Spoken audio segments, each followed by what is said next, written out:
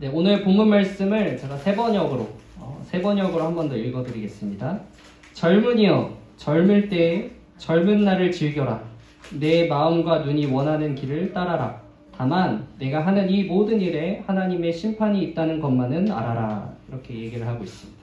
우리가 연령을 나눌 때 20세를 우리가 약과 안의 나이 뭐 이렇게 표현도 하고, 그리고 뭐 30세를 이립 이렇게 하고, 뭐 40대 불업라고 나누기도 해요. 나누기도 합니다. 근데 또 비슷하게 우리가 동일한 그 연령대를 좀 분류해서 나눌 때 자주 쓰는 것은 아무래도 뭐 유년, 그죠? 소년, 청소년, 청년, 중년, 노년 이렇게도 우리가 가까이서 쉽게 그렇게 분류를 하기도 합니다. 그래서 제가 청년이여라고 이렇게 하면 여러분 중에는 어떻게 생각해요? 나는 이제 청년이 아닌데 라고 생각하시기도 하고, 특히 뭐 이제 나이가 많이 지긋이 드신 분들은 나는 이제 노년인데 이렇게 생각이 드시잖아요. 그래도 우리가 오늘 이 시간에 좀 다 같이 청년이 되어서 이 말씀을 들어야 합니다. 왜냐하면 신앙에 있어서 사실 우리는 계속 청년이어야 하거든요. 힘 있어야 하고 열정적이어야 하는, 우리가 신앙에 있어서는 항상 청년이어야 하기 때문에 이 시간 청년으로 들으시기 바랍니다. 네. 우리가 노년이 가까울수록 사실은 더 청년스러워야 해요. 하나님의 나라가 가까워질수록 그 힘을 잃어서는 안 됩니다. 우리 많은 이제 나이 드신 노년에 접어드신 우리 성도님들이 보면은 옛날엔 했었는데 옛날에는 우리도 다 했어 뭐 이렇게 얘기하잖아요. 우리도 다 했던 거야 이렇게 하시는데, 과거가 중요한 것이 아니라 지금, 사실 지금 내가 무엇을 하고 있느냐가 더 중요하기 때문에 여러분들 청년으로 살아가시기 바랍니다. 네, 오늘 전도서는 솔로몬이 자신의 인생을 되돌아보면서 이제 교훈을 적어서 우리에게 알려주고 있는 말씀입니다. 그리고 전도서를 맞춰가는 시점에 특별히 청년들을 향해서 지금 조언을 하고 있습니다. 솔로몬은 정말 하나님의 은혜와 축복을 많이 받은 사람이에요. 아시잖아요. 1000번제를 드리고 하나님을 실제로 마주해서 원하는 것을 받아내고 지혜를 받았죠. 그 정도로 정말 은혜와 축복을 받았음에도 불구하고 어떤 인생을 살아가냐고 하면은 향락과 제약 가운데 빠져가는 그런 삶을 살았죠. 이방 여인들과 막 결혼하고, 부인이 한두 명이 아니죠.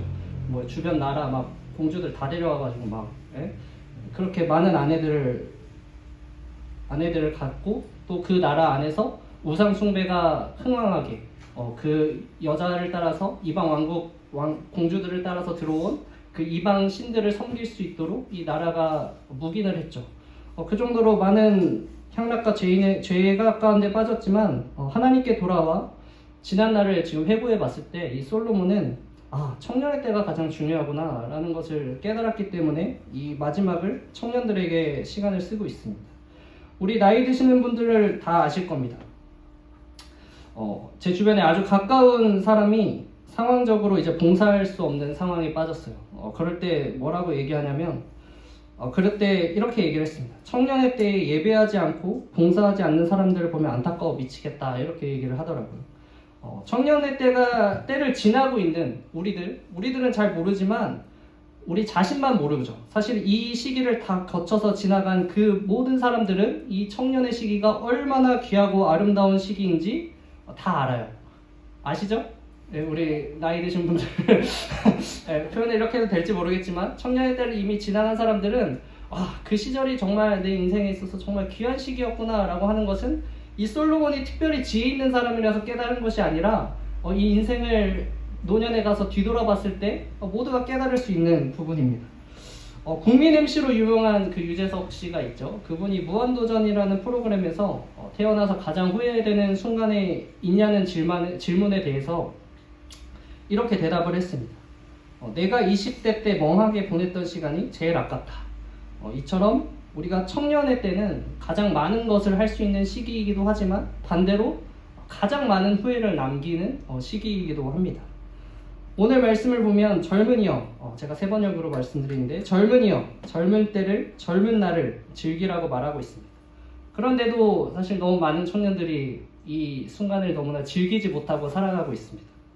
요즘에 많은 청년들은 오늘이 어떤 수단으로 쓰이냐면 내일을 위한 과정으로 쓰이고요. 또 반대로 과거에 매여서 오늘을 포기하고 그냥 흘려보내면서 그렇게 살아가고 있습니다. 오늘 나에게 주어진 하루는 하나님께서 주신 매우 가치 있는 선물이지만, 그러나 지금 이 주신 선물이 아니라 다른 곳에서 더 가치 있는 것을 찾기 위해서 시간을 쏟고 있는 것이죠. 며칠을 노력해서 결과를 얻을 때 희열을 느끼고, 또 오늘보다 더 나았던 과거의 영광을 통해서 우리가 힘을 얻고 살아가잖아요. 그리스도인들이 만약 천국에 들어갔을 때 그 기쁨만을 바라보고 살아간다면 그 그리스도인은 행복하게 하루하루를 살아갈 수 있을까요? 내가 천국에 들어갔을 때 그 기쁨만을 바라보고 살아갈 때 결코 그럴 수 없죠. 물론 천국에 들어갈 때 말로 할 수 없는 큰 행복과 기쁨이 있을 겁니다. 그런데 천국에 들어가면 우리가 깨닫게 될 것은 무엇이냐면, 그 천국까지 오기의 과정 속에서 더 많은 기쁨과 행복이 매일매일 허락되어졌다는 사실을 우리는 반드시 깨닫게 될 것입니다. 왜냐하면 하나님께서는 지금 이 순간에도, 오늘날에도 우리를 안위하시고 인도하시고 우리를 사랑한다고 말씀하시고 우리 가운데 역사하시기를 원하시는 하나님이기 때문이죠. 하나님께서는 우리에게 그렇기 때문에 오늘이라고 하는 이 하루를 즐길 만한 날로 우리에게 주신 것입니다. 그런데 이 시대의 청년들이 또 즐기는 청년들도 있겠죠. 자, 무엇을 즐기며 살아갈까? 어떤 것에 시간을 쏟고 있을까요? 그 3포 세대라고 하잖아요. 결혼, 뭐죠? 결혼, 출산, 그리고 취업. 취업, 결혼, 출산 맞죠? 맞습니까? 연애, 결혼, 출산인가요? 아무튼 많이 포기했다고 하는데 제 주변에 보니까 이제 뭐 결혼은 모르겠는데 연애는 좀 포기 안 한 사람들이 많은 것 같아요. 연애를 못 하는 사람은 있어도 안 하는 사람은 솔직히 좀 없는 것 같습니다. 이때는 눈 마주칠 때도 잘 마주쳐야 됩니다. 네, 없는 것 같습니다. 네, 사랑. 그 청년의 마음에 사실 얼마나 그 불을 지피는 단어예요, 그죠? 막 나이 들어서도 사실 내 나이가 어때서 하면서 막 그 사랑 타령 하잖아요. 그런데 그게 청년에게 주어졌을 때 얼마나 마음속에서 불꽃이 일어나겠습니까? 청년들 대상으로 이제 연애와 관련된 그 설교를 하면은 얼마나 그 평소에 듣지도 않던 청년들이 막 눈이 초롱초롱해져가지고 뭐라고 말하나 막 지켜보는 것을 봅니다. 그만큼 관심이 있는 거죠. 저는 청년들의 연애를 지지합니다. 네. 네, 근데 그러면서도 부정적이에요. 조금 부정적인 마음도 있어요. 왜냐하면 이 연애라고 하는 것이 그리스도인으로서의 정체성이 바로 서 있지 않으면, 바로 서 있더라도 대부분 하나님과 나의 그 관계에 있어서 방해의 요소로 적용할 때가 굉장히 많기 때문입니다. 무슨 의미냐고 하면 남녀 사이에 하나님 없이 교제가 일어나는 일이 굉장히 허다합니다. 저는 사람의 관계를 정립할 때 제일 중요하게 생각하는 것은 하나님이 이어줬다 하는 그 개념이 굉장히 중요하게 여기는데, 이런 거죠. 너와 내가 만난 것은 하나님 때문이다. 그리고 그 안에서는 내가 깨닫지는 못할 수 있지만 하나님의 뜻이 분명히 존재한다 라는 것이 우리 인간관계의 저의 기본적인 생각이에요. 그런데 대부분 남녀관계가 주로 어떻게 시작하냐면 내가 너를 좋아해서, 그리고 너가 나를 좋아해서 만나면 좋고 막 만나면 심장이 막 콩당콩당 막 뛰기 때문에 그렇게 시작되는 연애관계가 굉장히 많습니다. 자, 그 관계로 맺어진 남녀가 추구하며 나아갈 방향은 기본적으로 하나님이 없을 확률이 굉장히 많죠. 그리고 육체적인 만족과 정서적인 안정감을 쫓아 나아가게 될 확률이 굉장히 높습니다. 이성 친구가 예수님을 안 믿을 수 있죠. 그죠? 예수님을 안 믿을 수 있습니다. 대부분 여러분들을 아끼는 마음에 이렇게 물어볼 때가 있어요. 제가 이렇게 좀 만나려고 하는데 교회를 안 다닌다. 어떻게 해야 되느냐? 그러면은 웬만하면 사실 믿는 사람 만나라 라고 얘기를 하죠. 왜냐하면 안타깝고 그 사람을 사랑하는 마음으로 그렇게 얘기를 합니다. 그런데 이것이 성경적인 진리는 아니에요. 성경에서는 결코 너가 믿는 사람들끼리 만나 결혼해야지 라고 말을 하지 않습니다. 왜냐하면 성경에서는 이렇게 말하고 있죠. 왜냐하면 하나님이 여러분을 통해 그 믿지 않는 사람을 구원하려고 하나님께서 계획하셨는지 우리가 알지 못하기 때문이에요. 성경에 이렇게 기록되어 있습니다. 아내 된 자여 내가 남편을 구원하는지 어찌할 수 있으며 남편 된 자여 내가 내 아내를 구원하는지 어찌할 수 있으리요. 오직 주께서 각 사람에게 나눠주신 대로 하나님이 각 사람을 부르신 그대로 행하라. 내가 모든 교회에서 이와 같이 명하노라. 이렇게 얘기하고 있습니다. 즉 너가 잘해서 내가 하나님이 내가 너를 통해서 안 믿는 남편을 구원할지 어떻게 알아? 안 믿는 남편, 아내 어쨌든 내 구원할지 네가 어떻게 아니? 이렇게 얘기를 하고 계시죠. 안 믿는 사람과 교제해도 괜찮습니다. 그런데 그 연애의 목적이 하나님의 뜻을 분별해야죠. 그냥 내가 좋아서 사귀는 것이 아니라 그 가운데서도 언제나 하나님의 뜻을 분별해야 됩니다. 믿지 않는 사람이기 때문에 나도 하나님 뜻 없이 그냥 좋아서 인간적으로 사랑하기 때문에 사귀는 것이 아니라 비록 이 사람은 믿지 않지만 나는 그래도 하나님으로 맺어진 관계임을 알기 때문에 그 속에서도 하나님의 뜻을 분별해야 하는 것입니다. 오늘 본문에서도 분명히 이렇게 말씀하고 있죠. 다만 내가 하는 이 모든 일에 하나님의 심판이 있다는 것만을 알아라. 여러분 연애할 때 우리가 인간적인 것만을 쫓으면 결국은 하나님 앞에 부끄러운 연애가 될 수밖에 없는 거죠. 그렇기 때문에 연애를 할 때에도 하나님 앞에 설 때에 부끄러움 없는 그런 연애 하시기를 축복합니다. 또 주변에서 청년들이 뭘 즐기고 있는지 보면은 여행을 굉장히 많이 즐기죠. 예전에 비해서 캠핑 하시는 분들도 요즘에 굉장히 많이 늘었습니다. 그런데 보면은 주의를 꼭 끼고 가더라고요. 이 교회 다니는 분들도 주의를 꼭 끼고 갑니다. 코로나 전에는 상상도 못했는데 이 코로나 이후에는 영상으로 예배 드리면 된다라고 하면서 저 캠핑카 안에서 이렇게 하고 그 의자 있잖아요. 캠핑 의자에 이렇게 누워가지고 이렇게 음료수 마시면서 이렇게 무슨 영상 시청하듯이 이렇게 예배를 드립니다. 또 그만큼 주일 끼고 해외여행 가는 그 젊은 친구들도 상당히 많이 늘었습니다. 우리나라가 국민의 절반이 해외여행을 가는 나라래요. 한 해에 국민 절반이 해외여행을 갈 정도로 우리나라는 정말 그 해외를 사랑합니다. 그게 이게 우리나라의 어떤 시대적 흐름일 수도 있어요. 그렇기 때문에 이 청년들이 이것을 좀 지켜내는 것은 사실은 굉장히 큰 유혹이 따르고 큰 감내가 필요한 일이기도 하죠. 물론 예수님은 안식일이 사람을 위해 있다고 말씀하셨습니다. 또 이르시되 안식일이 사람을 위하여 있는 것이요 사람이 안식일을 위하여 있는 것이 아니니. 그렇기 때문에 우리가 사실은 무조건 주일에를 빠지고 여행 갔다는 사실만으로 우리가 옆 사람을 정죄해도 되는 것은 아니에요. 너 해외여행 갔어? 너 이놈이 죄인.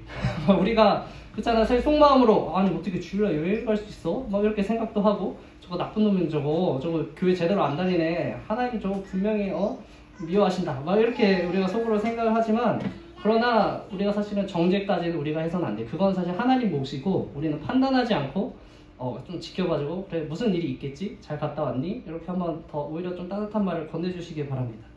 근데 이제 중요한 것은 그 여행 가는 사람의 마음이 중요한 거죠. 그죠? 여행 가는 사람의 마음이 그 여행 가는 기쁨, 즐거움이 하나님 뜻보다 앞서는가 뒤에 있는가는 스스로 본인이 반드시 확인을 해야 되는 거예요. 우리가 주일에 왜 새소망교회라는 이름으로 모여 이곳에서 예배를 드립니까? 이것은 하나님의 뜻이기 때문이에요. 하나님께서 여러분들을 새소망교회에 삼으셨고 그리고 이곳에 모여서 함께 예배하기를 원하시기 때문입니다.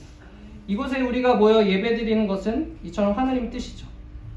그래서 이 예배가 소중한 것이고 이 예배가 거룩한 거예요. 하나님께서 원하시는 예배이기 때문에. 영상 예배 좋죠? 그렇죠? 영상 예배 좋아. 얼마나 편해요? 영상 예배 좋습니다. 교회에 나가지 못하는 사람들을 위해서 아주 최고의 방법이죠. 그렇잖아요. 집에서 예배 안 드리는 것보다 그래도 영상을 통해서라도 예배 드리는 게 훨씬 좋은 방법입니다.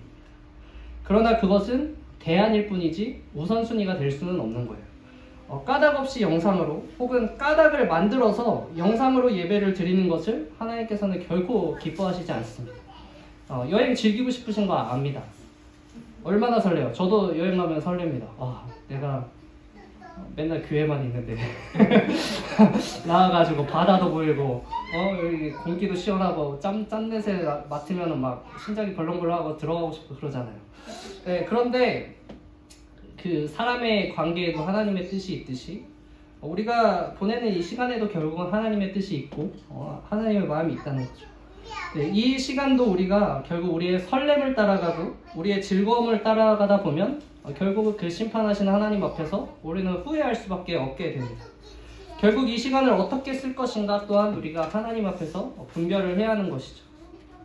마찬가지로 모든 끝에 결국 하나님의 심판이 있다는 것을 여러분 기억하시고 하나님 앞에 설 때 부끄러움 없도록 여행도 하나님의 시간 계획 안에서 그 뜻 안에서 즐기시기를 또한 축복합니다. 네, 오늘 본문의 말씀은 결국 하나님 안에서 자유롭게 즐기며 살라는 겁니다.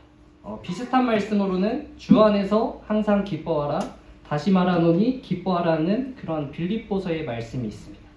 그런데 이런 생각이 들죠. 그래서 들 수 있어요. 그게 무슨 즐기는 거죠? 그럴 수 있잖아요. 하나님 안에서 즐기라뇨? 전 그냥 즐기고 싶어요. 네. 도대체 어떻게 즐기고 싶은 걸까요? 네. 만약에 우리가 하나님 안에서 즐기지 않는다면 도대체 어떻게 즐기고 싶은 걸까요? 이렇게 질문을 드리고 싶은 거죠. 어쩌면 우리는 이 예배를 지금 즐긴다고 느끼지 못하고 있을 수도 있고요. 교회 안에서 우리가 교제를 할 때도 즐기지 못한다고 느낄 수 있습니다. 더 나아가서 내가 그리스도인으로 살아가는 그 삶 또한 즐기지 못하고 있을 수도 있고요. 또 세상 속에서 나를 부르신 그 부르심, 직업일 수도 있고 가정 내에서의 어떤 나의 부모로서 혹은 자녀로서의 부르심일 수도 있고 그런 것들을 즐기지 못하고 있을 수도 있습니다. 이 즐거움이란 단어를 통해서 우리는 사실은 우리의 영적 상태를 깨달을 수가 있는 거죠. 나는 지금 예배를 즐길 만큼 깨어 있는가? 나는 지금 그리스도인으로서 하나님이 부르신 그 부르심을 즐기며 살아갈 수 있을 만큼 깨어 있는가? 그것을 우리에게 확인할 수 있는 단어입니다. 애굽에서 탈출한 1세대 이스라엘 백성들은 광야에서 다 죽었습니다. 아시죠? 네, 탈출을 했는데 다 죽었어요. 바울은 그 이유에 대해서 고린도전서 10장 6절에서 이렇게 이야기합니다. 이러한 일은 우리의 본보기가 되어 우리로 하여금 그들이 악을 즐겨한 것 같이 즐겨하는 자가 되지 않게 하려 함이니 이렇게 얘기하고 있어요. 그리고 이어서 이렇게 충고합니다. 그들 가운데 어떤 사람들과 같이 너희는 우상 숭배하는 자가 되지 말라. 우리는 그들과 같이 음행하지 말자. 우리는 그들과 같이 시험하지 말자. 그리스도를 시험하지 말자는 뜻입니다. 그리고 너희는 그들과 같이 원망하지 말라. 이렇게 우리에게 조언을 하고 있습니다. 오늘 본문으로 이 출애굽 1세대를 바라보면 이 백성들은 자신들의 삶을 즐기지도 못했을 뿐더러 즐기는 자들은 잘못 즐긴 사람들이었죠. 매일 먹는 만나와 메추라기를 통해서 기쁨을 누리지 못하고 또 눈앞에 보이는 구름기둥과 불기둥을 통해서 평안을 누리지 못했으며 또 낡아지지 않는 옷과 신발을 통해서도 행복하지 못했습니다. 하루하루 하나님의 그 인도하심을 정말 누리면서 즐기면서 살아가기에 충분한 그 상황이잖아요. 뭐만 해도 다 사실 하나님이 지켜줘, 보호해, 보여. 도대체 기뻐하며 즐기지 않을 이유가 없지만 불평하죠. 그죠? 그리고 오늘 말씀에 나와 있는 것처럼 하나님을 시험하고 또 음행하고 우상숭배를 합니다. 영적으로 깨어있지 못하고 하나님을 통해 체험받지 못하는 삶이 어떻게 되는지에 대해서 굉장히 적나라하게 잘 말해주고 있죠. 그러므로 여러분 깨어있으시기 바랍니다. 네, 마무리하겠습니다. 누가 청년의 때에 주어진 이 오늘 그리고 우리 모두에게 주어진 이 오늘을 참으로 즐기며 살아갈 수 있느냐? 그것은 결국은 오늘 하루를 하나님과 함께 살아가는 사람이 즐길 수 있습니다. 네, 일을 하면서도 하나님의 뜻을 깨닫고 일하는 사람은 그 일이 즐겁습니다. 교회 봉사도 마찬가지죠. 그리고 데이트를 하면서도 하나님의 뜻을 위해서 데이트하는 사람은 또 그 데이트가 다른 의미로 즐거운 거예요. 그 인간적인 육체적인 즐거움이 아니라 그 이상의 진짜 즐거움이 있는 거죠. 또 인생의 어려운 일도 하나님과 함께 헤쳐나가는 사람은 그 어려운 순간도 폭풍우가 몰아치고 배가 깨져도 즐겁고 너무나 행복한 거죠. 네, 사소한 작은 일, 우리가 매일 먹는 밥 먹는 거, 그리고 아프지 않은 거 진짜 크잖아요. 아시죠? 손가락이 좀만 베어도 뭐 할 때마다 거슬리고 내가 감사하지 못했구나 깨닫잖아요. 이처럼 사소하고 작은 일이라고 할지라도 우리가 하나님과 함께 계시고 하나님이 나를 통해 역사하시면 그 또한 굉장히 모든 일이 즐거운 일입니다. 예, 여러분 하나님과 하루하루 그렇게 동행하면서 즐기며 살아가는 여러분들 우리 성도님들 되시기를 축복합니다. 네, 기도하겠습니다.